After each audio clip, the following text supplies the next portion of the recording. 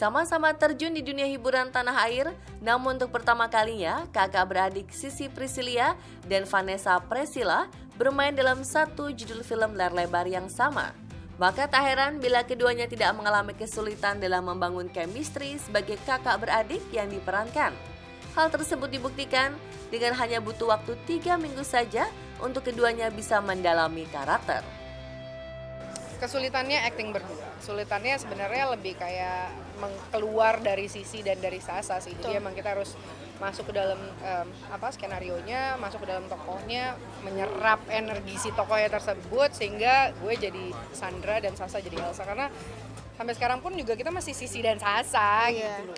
Karena kita belum masuk ke proses syutingnya juga sih Mbak, baru beberapa kali reading, jadi kita belum terlalu bisa menemukan kesulitannya.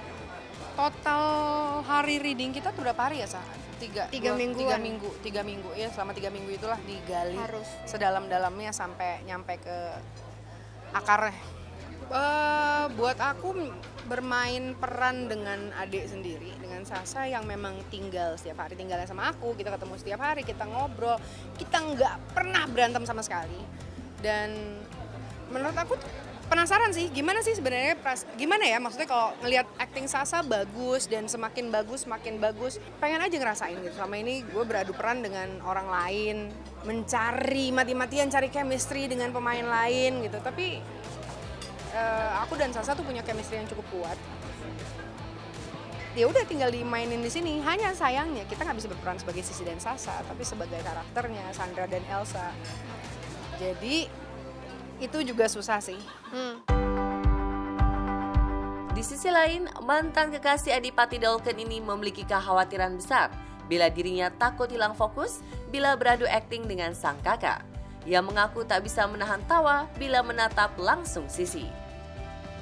Iya, kalau aku lebih ke penasaran sama prosesnya dan ada sedikit kekhawatiran sih, ini nanti kalau misalnya main film bareng kakak bisa nggak ya keluar dari karakter Sasa dan Kak Sissy gitu, yang apalagi nih ceritanya juga kakak adik kan, takutnya terbawa, atau kayak misalnya aku sama Kak Sissy tuh gampang banget ketawa. Jadi kalau lihat-lihatan gini aja tuh bisa ketawa, kita punya kode-kode rahasia gitu lah. Nah takutnya nanti tuh pas misalnya scene yang ada konfliknya atau kita harus sedih, itu tuh takut kebawa ya Kak. Selalu akur dan jarang ada bertengkar di kehidupan nyata, namun di film layar lebar ini, keduanya justru ditantang untuk bisa menyelesaikan permasalahan yang membelit di antara kakak beradik. Sasa bermain bagus sekali dengan lawan mainnya. Ini pembuktian bukan cuma buat Sasa, tapi buat diri saya sendiri. Karena kita di rumah benar-benar nggak ada konflik. Jadi gimana kalau kita cari konflik di film aja? Gitu. Gimana caranya kita kalau kita punya masalah, kita nyelesain sama-sama gimana?